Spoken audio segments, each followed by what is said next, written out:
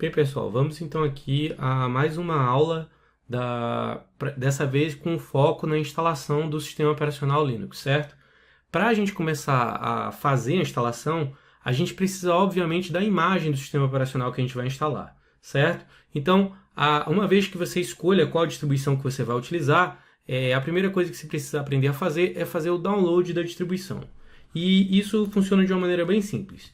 Você vai abrir o seu navegador e, geralmente, quando você digitar o nome da distribuição que você quer instalar, no meu caso aqui o Ubuntu, você já vai pegar aqui na primeira página a página oficial da distribuição que você está buscando, certo? Eu vou clicar aqui no link, abrir aqui a página do Ubuntu, depois eu vou clicar aqui em Download e ele me dá, vou parar o meu mouse aqui em Download e ele me dá várias opções. Como eu estou procurando uma imagem de desktop, eu vou clicar aqui em Desktop, ele vai me levar para cá, para essa página, e aqui eu vou escolher qual das duas versões do Ubuntu eu vou querer. Ele me dá a opção da versão 16.04.3 LTS. LTS significa Long Term Solution, ou seja, solução de longo termo.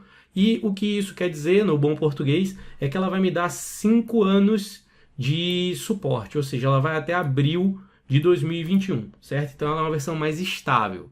Como a gente vai usar essa máquina aqui só para fins de estudo, a gente não vai colocar ela em produção, como a gente chama, a gente não vai usar ela numa máquina real, então eu posso me dar o luxo de usar uma versão um pouco mais avançada, que é essa Ubuntu 17.10.1, certo? Ela é uma versão que ela dá menos tempo de suporte, ela só dá 9 meses, ou seja, ela só vai até julho de 2018, mas em compensação ela tem, digamos assim, os updates mais recentes, as versões mais novas dos programas, certo?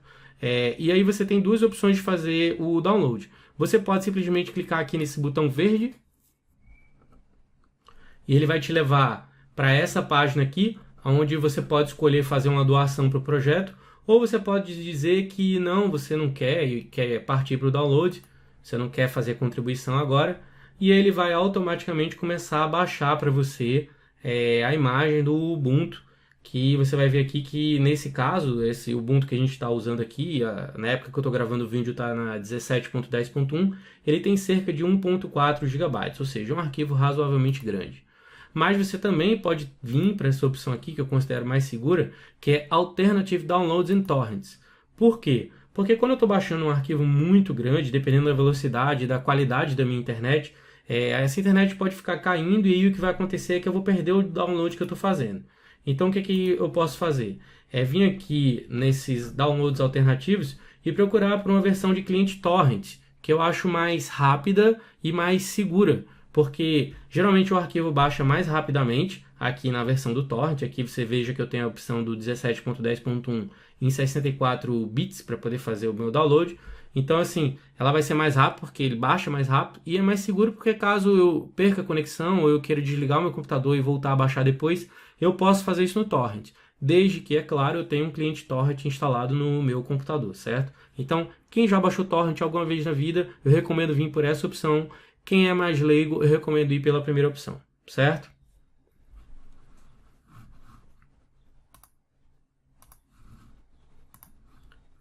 Bem, pessoal, a máquina que a gente vai instalar, a máquina virtual que a gente vai criar, ela tem alguns pré-requisitos. Vocês já notaram que a gente vai instalar a distro que é a Ubuntu 17.10.1. Caso você esteja assistindo esse vídeo no futuro, certamente você terá uma versão mais recente, mas vai ser muito similar a instalação. E a gente vai fazer uma máquina que ela tem um tamanho total de instalação de 16 GB, sendo 10 GB dedicados a uma partição lógica para abrigar o sistema em si e 6 GB dedicados para poder armazenar o diretório /home, certo? Eu já expliquei para vocês que isso aí, tentando fazer uma analogia com o Windows, é como se eu fizesse no meu disco de armazenamento do Windows, no meu HD, eu fizesse uma partição C e uma partição D. Na partição C eu vou deixar o sistema operacional e na partição D eu vou colocar os meus documentos, as minhas fotos, os meus vídeos, tudo separado. Por quê? Caso um dia aconteça um problema no meu computador e eu precisar vir a formatá-lo, eu só vou formatar os dados da partição C e os dados da partição D, que tem os meus arquivos pessoais, vão ficar livres de serem apagados.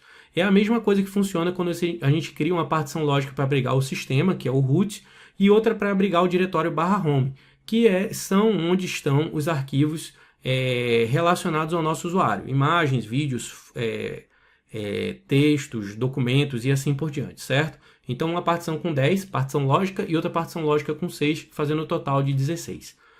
Eu sempre peço que você dedique o máximo de memória possível para a VM, que é a Virtual Machine ou máquina virtual.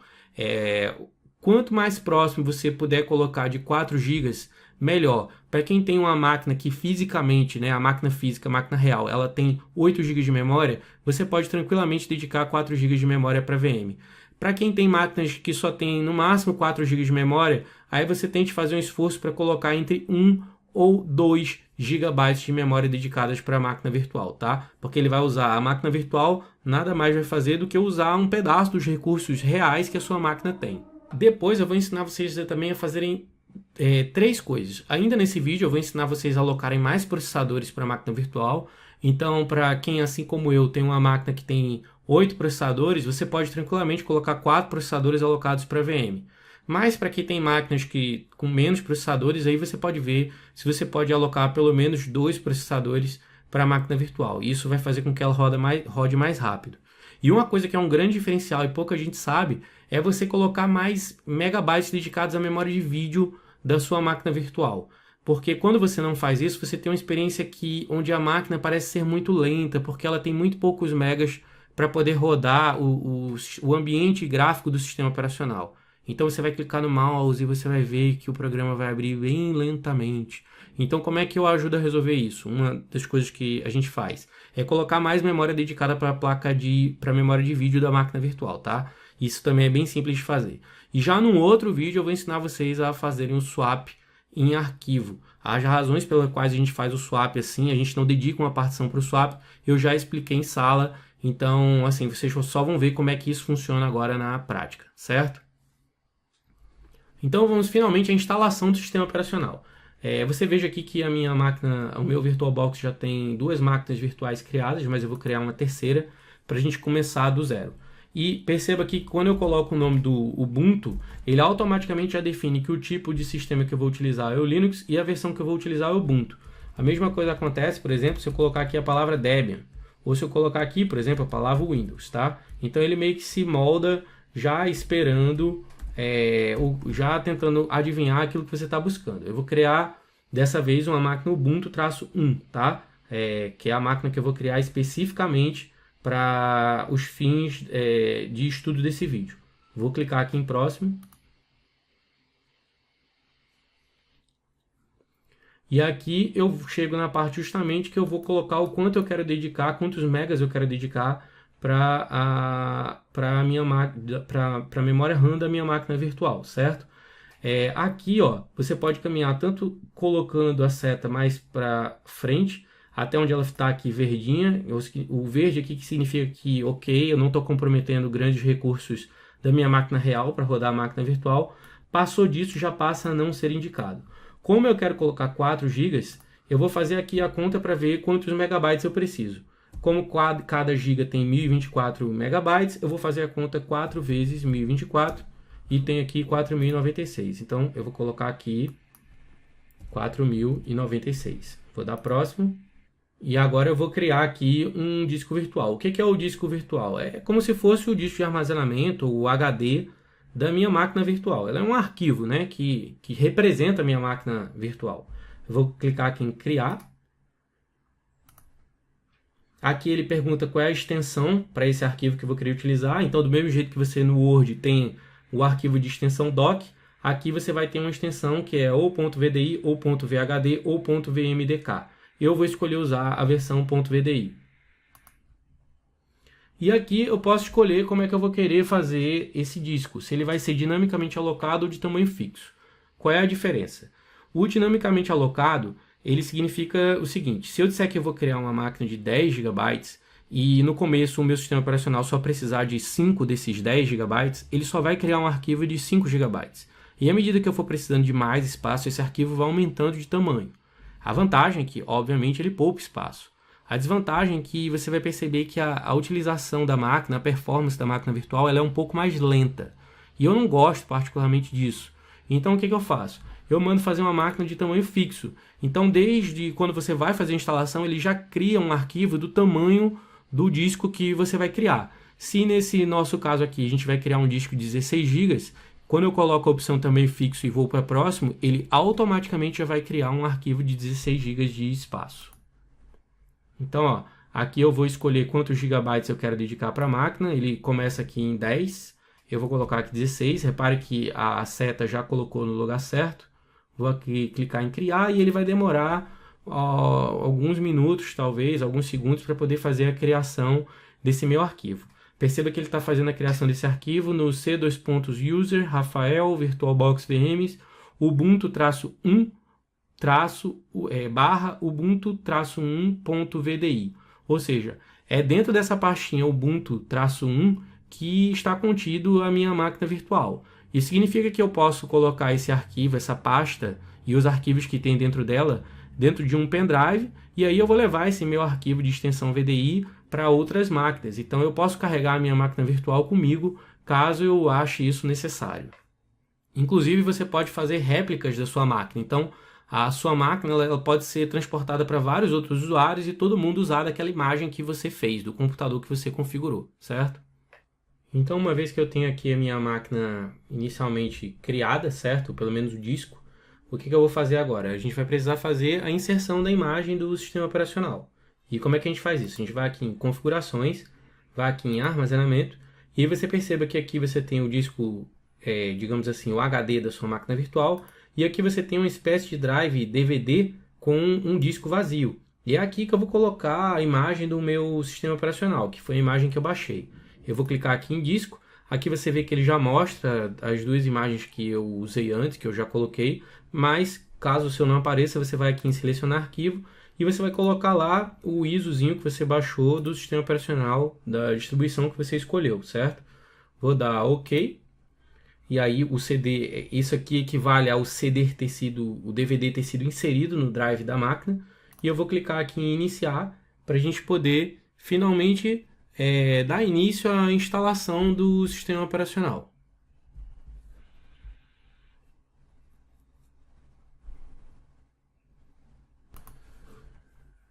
Bem, dado o boot inicial, eu vou aqui selecionar o português do Brasil, né, para a gente poder trabalhar em português, e vou colocar aqui instalar o Ubuntu.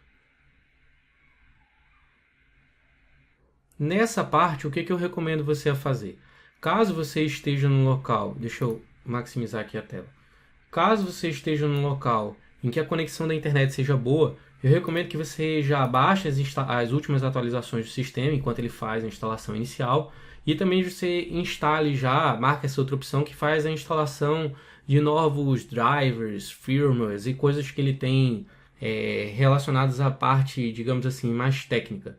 Mas caso você esteja no laboratório, por exemplo, da instituição e aí você tem uma internet mais lenta, não é necessário você marcar essas opções porque ela vai fazer o download de uma série de arquivos enquanto você está fazendo a instalação e isso vai fazer com que a sua instalação demore ainda mais. Então assim, se você estiver fazendo isso em casa, pode deixar essas duas opções marcadas, certo? Caso você esteja fazendo um local que a internet esteja muito lenta, então não marque nenhuma das duas opções. Depois disso você vai em continuar. Quando eu venho aqui para essa opção, para essa tela de tipo de instalação, eu vou optar aqui pela opção avançada, para a gente poder fazer o particionamento do disco. Vou aqui em continuar, e aí você repare que inicialmente ele só tem o SDA. Então eu vou clicar aqui em nova tabela de partições, para poder fazer as partições como a gente gostaria que fosse feito, como foram estabelecidos nos pré-requisitos. Então eu vou colocar aqui, ó, eu tenho 17.179 megas livres para poder fazer as minhas partições. Eu vou adicionar a primeira partição. Para facilitar a minha conta, eu vou abrir aqui a calculadora e vou dizer que 10 vezes 1024 megas são 10.240. Ou seja, eu vou criar aqui uma partição de 10.240 megabytes. Ela vai ser uma partição do tipo lógica, ou seja, vai começar com SDA 5. No início desse espaço, o sistema de arquivos que eu vou utilizar, que a gente também já estudou, é o ext4. Aqui tem todas as outras opções possíveis. Vou clicar aqui no ext4, que é a opção que vem por padrão, e vou dizer que o ponto de montagem aqui vai ser o root. E vou dar OK. Então você vai ver que ele vai criar lá o /SDA5 aqui com ext4 com ponto de montagem root. ele sempre marca a opção em formatar quando é a primeira vez que você está fazendo essa instalação. E no restante do espaço, eu vou clicar aqui em mais, eu vou criar outra partição lógica com o mesmo sistema de arquivos, mas dessa vez aqui eu vou colocar o meu diretório /home. E aí vou dar OK. E aí ele vai criar o SDA6. Então eu tenho aqui o barra, que é o root, onde vai estar o sistema operacional na partição de 10 GB. E aqui eu vou ter o SDA6, que é onde está somente o meu diretório /home, onde vão ficar os meus arquivos com o restante do espaço, que são aproximadamente 6 GB. Tá? Eu vou clicar aqui em instalar agora. Ele vai perguntar se eu quero realmente confirmar, continuar com esse tipo de formatação como está. Eu vou dizer que sim, continuar. E aqui eu vou escolher a minha time zone, que ponto eu estou para poder ajustar o meu relógio. Eu vou botar aqui Natal, Rio Grande do Norte, por exemplo. E aí cliquei, ele me jogou para lá. Vou clicar aqui em continuar. E aqui eu vou colocar o teclado que eu estou usando. Como eu estou utilizando um teclado que tem C cedilha, então eu estou usando um teclado em português, certo? Então eu vou descer aqui para poder encontrar o meu teclado. Tá aqui o teclado em português do Brasil. Português. Se eu quiser, eu posso testar aqui para ter certeza que eu estou instalando o teclado certo. Deixa eu ver se sai aqui a cedilha, se os meus acentos aqui estão ok, se os sinais aqui estão ok, tá tudo certo. É realmente esse o meu teclado. Então eu vou clicar aqui em continuar. E aqui agora eu vou colocar o meu nome. Aqui o nome da minha máquina virtual, certo? Rafael-VirtualBox, pode ser esse nome. O nome do meu usuário, Rafael, e aqui eu vou colocar a minha senha, certo? Tá aqui a minha senha. Coloquei a primeira, confirmei na segunda. Não precisa ser uma senha muito difícil, porque a gente vai usar essa máquina só para fins de estudo. Aqui eu coloco se toda vez que ele for iniciar a máquina, ele vai pedir meu usuário e senha, ou se ele vai entrar direto sem me pedir nada. Como eu quero que ele peça sempre, então eu vou deixar essa opção aqui marcada. Como a gente vai usar essa máquina para fins de estudo, eu também não vou colocar essa opção aqui de criptografar os dados do diretório /home. É interessante para você fazer se você for fazer uma máquina real, se uma máquina que você realmente vai utilizar, mas eu não vou fazer aqui na máquina virtual porque isso só vai piorar a performance da minha máquina virtual, certo? Então vou clicar em continuar e ele vai finalmente começar a instalar os arquivos do Linux. Então agora é só a gente aguardar um pouquinho e daqui a pouco a máquina já vai estar pronta. Bem, terminada a instalação, ele pede aqui para eu poder fazer a reinicialização. Vou mandar reiniciar agora. E eu sempre recomendo que vocês, após o final da instalação, se desliguem a máquina. Venham aqui em configurações. E aí vocês chequem para ver se aqui no armazenamento, se o disco já foi ejetado da máquina. Então eu vou remover aqui o disco. Removi. Se eu quiser eu posso deixar ele vazio aqui, do jeito como estava antes. E aí sim, vou dar OK e agora eu posso iniciar a minha máquina normalmente, certo? Algumas outras opções que vocês podem fazer, que como eu coloquei lá nos pré-requisitos, são fazer algumas pequenas melhorias para que a máquina tenha uma performance melhor. Então eu clico aqui em configurações e aqui em sistemas, por exemplo, além de eu poder mexer na quantidade de memória que a gente já colocou, eu posso melhorar aqui a quantidade de processadores que eu quero dedicar à minha máquina virtual. No meu caso, eu vou colocar 4 processadores dedicados à máquina virtual e eu vou mexer também aqui na parte de memória de vídeo. Repara que aqui eu só tenho 16 MB dedicados à memória de vídeo e eu vou aumentar isso aqui até 128 MB, que é o meu limite máximo. Agora sim, eu vou dar OK e eu estou pronto para poder começar a utilizar a minha máquina.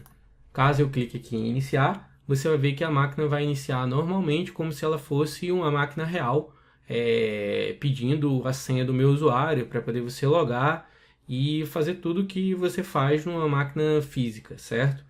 As limitações de uma máquina virtual em relação a uma máquina virtual, elas são razoavelmente pequenas.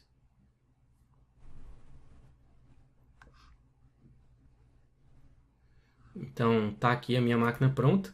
Eu posso logar aqui com o meu usuário. Entrei na máquina, certo? A máquina real, ou a máquina virtual, perdão. E eu posso optar aqui por visualizar ela em tela cheia, certo? Então, eu coloco ela aqui em tela cheia. E o que ele está me dizendo ali?